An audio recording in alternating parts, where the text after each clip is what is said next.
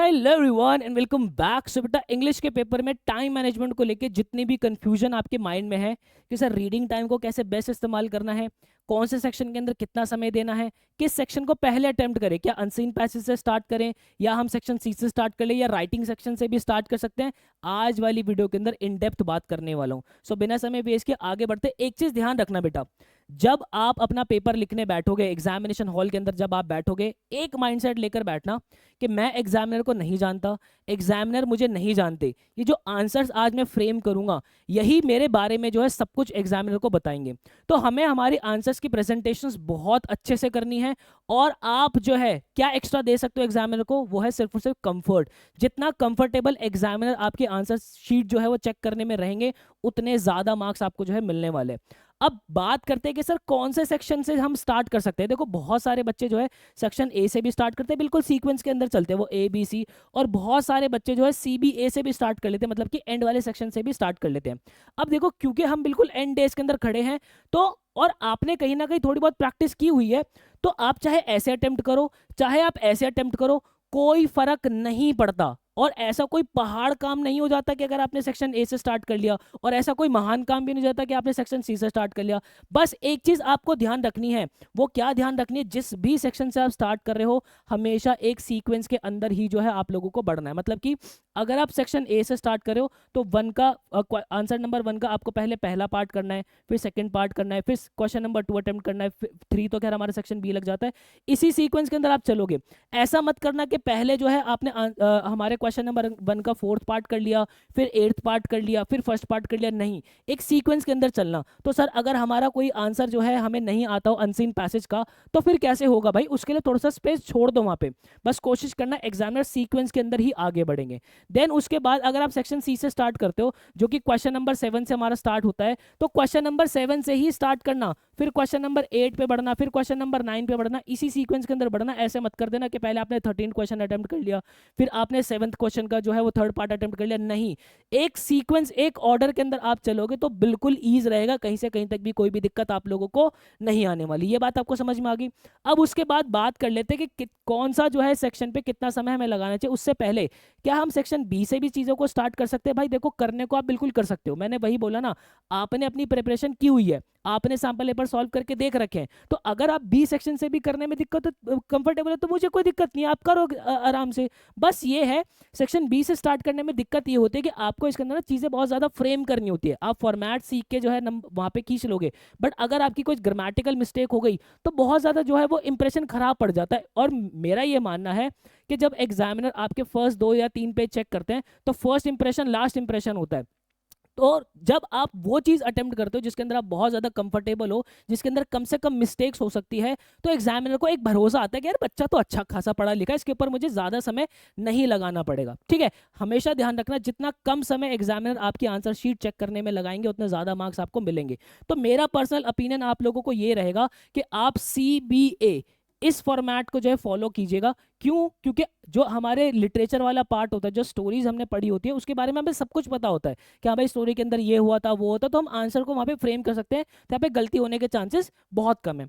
अब बात कर लेते हैं कि हमें कितना समय किस सेक्शन के ऊपर जो है वो लगा लेना चाहिए। तो देखो भाई, सेक्शन ए पे आप कोशिश करना कि 40 से 45 मिनट जो है लगाओ। हालांकि ये जो सेक्शन है वो 35 मिनट के अंदर भी निपट जाता है, 30 मिनट के अंदर भी निपट जाता है, बट इतना समय इनफ है। सेक्शन बी के अंदर जो है वो मैक्सिमम 1 घंटा आप लोगों को लगाना है, इससे ज्यादा समय आप नहीं लगा सकते क्योंकि सेक्शन सी भी है। वही अगर मैं आपसे सेक्शन सी की बात करता हूँ बेटा, तो जो हमारा सेक्शन सी है उसके अंदर हमें जो है वो 80 मिनट, मतलब कि 1 घंटा 20 मिनट के आसपास समय जो है वो लगेगा। ये जो है समय आप लोगों को अपना डिवोट करना, अपने मतलब अपने साथ जो है एक घड़ी छोटी सी ले जाना, इतना ही समय आपको हर सेक्शन के अंदर जो है वो देना है। अब मैं प्रॉपर आप लोगों को टाइम ट्रैवल करके दिखा देता हूं बेटा कि किस समय पे आप क्या करोगे अगर एक सही अप्रोच से चलोगे। तो सेक्शन सी से जो है हमें चलना है। सबसे पहले अगर मैं रीडिंग टाइम की बात करता हूं बेटा, तो रीडिंग टाइम के अंदर अगर मैं आपकी जगह होता तो मैं सिर्फ और सिर्फ सेक्शन सी के सारे क्वेश्चंस ही रीड करता, उनको सर्कल करता कि मुझे कौन सा क्वेश्चन जो है वो अटेम्प्ट लेना है। मतलब कि अगर मैं 7th नंबर की बात करूं तो मुझे पता है क्वेश्चन नंबर 7 पे मुझे पोएम के जो है एक्सट्रैक्ट करने होते हैं, जो है फ्लेमिंगो के, जो कि 2 एक्सट्रैक्ट में से एक करना होता है। तो मैं उसको फिगर आउट करता कि इन दोनों में से मैं कौन सा एक्सट्रैक्ट करने वाला हूँ। ठीक है, देन उसके बाद में विस्तार के जो प्रोज है, जो कि मेरे क्या कहते हैं एक क्वेश्चन मुझे करना होता है, 2 में से एक मार्क के मेरे क्वेश्चन आते हैं, 4 क्वेश्चन होते हैं, तो मैं वो जो हमारा विश्वास का जो एक्सट्रैक्ट हमें निकल के आएगा वो फिगर आउट करता है कि हाँ भाई मैं ये वाला एक्सट्रैक्ट करने वाला हूँ, इन दोनों में से मुझे ये वाला थोड़ा बेहतर आता है। देन उसके बाद फ्लेमिंगो का जो प्रोज वाला एक्सट्रैक्ट है मैं उसको फिगर आउट करूंगा कि हाँ भाई ये इन दोनों में से मैं कौन सा जो है वो करने वाला हूँ। और वही जो मेरे 10 नंबर पे 2 मार्क वाले क्वेश्चन आते हैं, जो कि मुझे 6 में से 5 क्वेश्चन अटेम्प्ट करने होते हैं, उन 5 को मैं सर्कल करता कि हाँ भाई ये 5 क्वेश्चन मैं अटेम्प्ट करूंगा। तो रीडिंग टाइम के अंदर अंदर बेटा आप जो है इतना ईजिली जो है वो कर ले जाते हो, इतना ही जो है आप कर सकते हो, इतना अगर आपने रीड कर लिया तो भी इनफ है। 15 मिनट को आपने बहुत बेस्ट यूटिलाइज कर लिया है, आपने एक्सट्रैक्ट फाइनलाइज कर लिए है, आपने 2-2 मार्क वाले क्वेश्चन फाइनलाइज कर लिए है, इनफ, इतने में 15 मिनट आपके निकल जाएंगे। अब क्या होगा बेटा, आपकी घड़ी में बज रहे होंगे 10:30। ध्यान रखना जब आप ये रीडिंग टाइम कर रहे होंगे तो आपकी घड़ी में कितना समय बज रहा होगा, 10:15 बजे आपको जो है पेपर मिल जाता है। तो 10:30 बजे मैं क्या करूंगा, सेक्शन सी करना जो है वो स्टार्ट करूंगा। सबसे पहले मैं क्वेश्चन नंबर 7 से जो है वो स्टार्ट करूंगा। 6 मार्क्स जो मुझे इससे मिलते हैं, जो फ्लेमिंगो के प्रोज है जो मैंने फाइनलाइज कर लिया था कि भाई मैं इससे जो है वो अपना अटेम्प्ट करने वाला हूँ। फिर उसके बाद मैं अपना 8th क्वेश्चन जो है अटेम्प्ट करूंगा। देन उसके बाद मैं 6 मार्क्स के जो है वो फ्लेमिंगो के प्रोज से जो है वो करूंगा। ठीक है, ये हमारी इस नंबर पे तो 7 नंबर पे हमारी पोएम्स आती है। ठीक है भाई, अब यहाँ पे ध्यान रखना, यहाँ पर अगर आप देखोगे तो आपके 16 मार्क्स जो है बेटा वो बनते हैं। तो ये 16 मार्क्स लेने के लिए हमें मैक्सिमम 25 मिनट जो है वो डिवोट करने हमारे 7, 8 और 9 वाले क्वेश्चन के अंदर। मैं क्यों कह रहा हूँ, अरे सर 16 मार्क्स है तो कम से कम आधा घंटा तो मैं दो, ये 5 मिनट कम क्यों कर दे? वो इसलिए कम कर दिए बेटा क्योंकि ये जो क्वेश्चन होते हैं ना ये टू द पॉइंट होते हैं। यहाँ पे हमसे MCQs आते हैं, फिलअप्स आते हैं, पोएटिक डिवाइसेस आते हैं, या फिर एक्सट्रैक्ट की कोई लाइन हमें जो है लिखनी होती है। इसमें ज्यादा कुछ लिखने का नहीं होता है, एक एक दो दो वर्ड के अंदर मैक्सिमम आंसर्स हमारे हो रहे होते हैं। ठीक है, तो इसलिए ये आराम से 25 मिनट के अंदर जो निपट जाएगा। तो ये जब आपकी घड़ी के अंदर 10:55 हो रहे होंगे तो ये 3 क्वेश्चन आप अटेम्प्ट कर चुके होंगे। देन उसके बाद क्या करना है बेटा, हमें जैसे ही 10:55 चल हमारे हो जाएंगे, हम क्वेश्चन नंबर 10th की तरफ चलेंगे। 5 क्वेश्चन हम पहले फिगर आउट करके रख चुके होंगे कि भाई ये 5 क्वेश्चन मुझे करने हैं, इसको मैं करूंगा। फिर उसके बाद 11th क्वेश्चन, जो कि हमें 3 क्वेश्चन में से 2 क्वेश्चन अटेम्प्ट करने होते हैं, ये हमारे विश्वास के 2-2 मार्क्स के क्वेश्चन होते हैं बेटा। तो ये जो 14 मार्क्स की लड़ाई है, अगले 30 मिनट के अंदर मैं 14 मार्क्स की लड़ाई जो है वो लड़ूंगा। अरे सर ये 30 मिनट के अंदर हो जाएगा? हाँ भाई हो जाएगा। यहाँ पे बच्चे पता है सबसे बड़ी गलती क्या करते हैं, वो वर्ड लिमिट का ध्यान नहीं रखते, वो लिखना शुरू कर देते 100-120 वर्ड्स। अरे भाई आप जो है 50 या 60 वर्ड्स के अंदर अंदर भी इसको फ्रेम करोगे, तब भी एग्जामिनर आपका 2 मार्क्स के अंदर 2 मार्क्स ही मिलेंगे, वो 2.5 मार्क्स नहीं मिलने वाले, 5 मार्क्स नहीं मिलने वाले। समझ रहे हो? तो वर्ड लिमिट का ध्यान रखना हमें कि भाई 50 से 60 वर्ड के अंदर मैं जो है चीजों को निपटा दूं। तो ये जो है आराम से आप 30 मिनट के अंदर जो है वो कर ले जाओगे। अब आपकी घड़ी के अंदर बेटा 11:25 जो है वो हो रहे होंगे। जैसे ही 11:25 होंगे, मैं आपको पर्सनली रिकमेंड करूंगा कि 1 मिनट का ब्रेक ले लेना।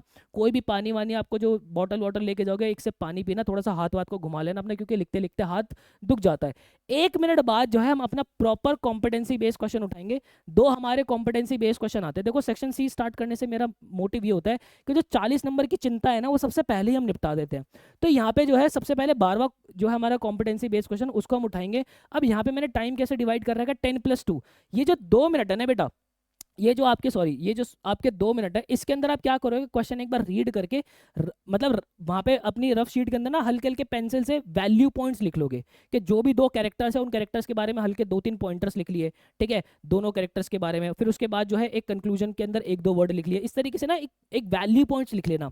देन उसके बाद 10 मिनट आप लगाओगे उसको पूरे आंसर को फ्रेम करने के अंदर। ऐसे करके ये 12 मिनट जो है एक कॉम्पिटेंसी बेस्ड क्वेश्चन हमारा जो है बेटा लेगा। सिमिलरली क्वेश्चन नंबर 13 जो है, इसके अंदर भी सेम अप्रोच जो है आप लोगों की रहने वाली है। अब यहाँ पे देखो कॉम्पिटेंसी बेस्ड क्वेश्चन के अंदर एक प्रो टिप बेटा मैं आप लोगों को देना चाहूंगा। वो प्रो टिप क्या है? वो प्रो टिप ये है कि अगर आपको समझ में नहीं आ रहा कि यार इस आंसर को मैं कैसे फ्रेम करूं, कैसे क्या करूं, तो मैं इजी आपको एक चीज बताता हूं।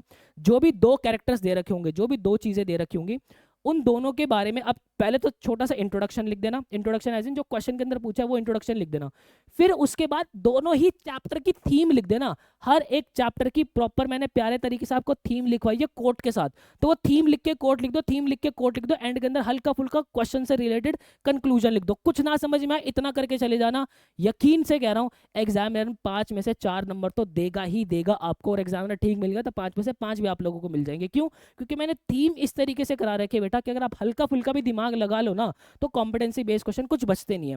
तो यहाँ पे आप देखो जो यहाँ पे 24 मिनट हो गए, फिर भी मैंने जो है 1 मिनट आपका ब्रेक का ले रखा है। तो 25 मिनट जो है 25 मिनट के अंदर अंदर हम हमारे कॉम्पिटेंसी बेस्ड क्वेश्चन के साथ पूरा जो हमारा सेक्शन सी है वो कंप्लीट कर लेंगे। अब हमारी घड़ी के अंदर जो है 11:50 हो रहे होंगे। 11:50 पे हम शुरू करेंगे हमारा राइटिंग सेक्शन। अब इस राइटिंग सेक्शन के अंदर आपको एक चीज ध्यान रखने बेटा, हर एक जो भी मेरे पास हमारा राइटिंग सेक्शन के अंदर क्वेश्चन होगा, हर एक चीज में मैं 15 मिनट ही लगा सकता सकता, उससे ज़्यादा मैं नहीं लगा सकता।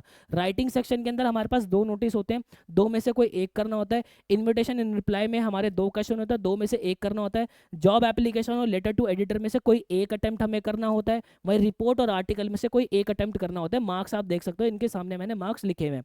तो ये पूरा राइटिंग सेक्शन जो है बेटा, कोशिश करना कि 55 मिनट के अंदर आप निपटा दो। फिर भी हद मार के अगर 1 घंटा भी चला जाए कोई भी दिक्कत नहीं आती है। तो अगर 1 घंटा भी आप लगाओगे तो आपकी घड़ी में अब कितना बज रहा होगा, 12:50 बज रहा होगा। जैसे ही आप 12:50 लगाओगे, अब आप शुरू करोगे अपना अनसीन पैसेजेस। अनसीन पैसेज के अंदर क्या है बेटा, हमारे पास 2 पैसेज मिलते हैं। पहला पैसेज हमारा 12 मार्क्स का होता है, दूसरा पैसेज हमारा 10 मार्क्स का होता है।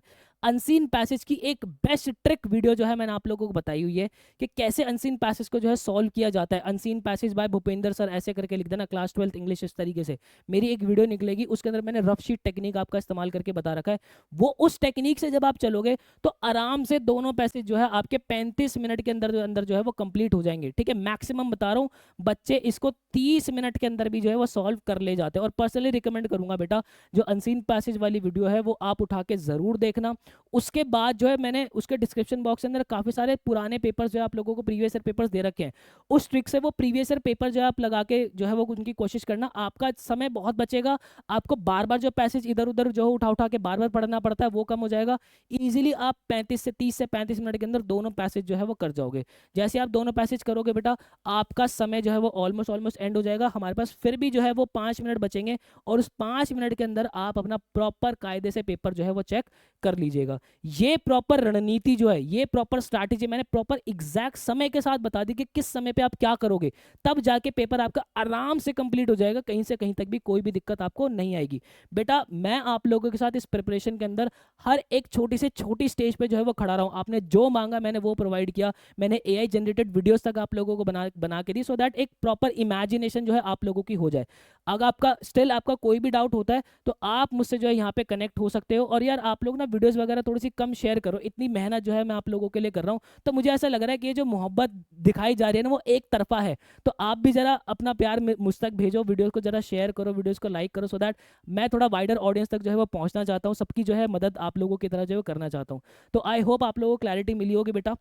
जाते जाते एक हैशटैग देना चाहूंगा, दैट इज रियाज ही राज है। ध्यान रखना, इतनी मेहनत आप लोग कर रहे हो, ठीक है, तो बाद में जब सफलता आप लोगों को मिल जाएगी ना, लोग आपको पकड़ पकड़ के पूछेंगे कि भाई क्या राज है, तो उनको बोलना हमारे सर ने हमें सिखाया था कि मेरी मेहनत मतलब कि मेरा रियाज ही राज है। Thank you so much guys, मिलता है किसी नेक्स्ट वीडियो के अंदर। मुझे दीजिएगा इजाजत, till then bye bye and take care.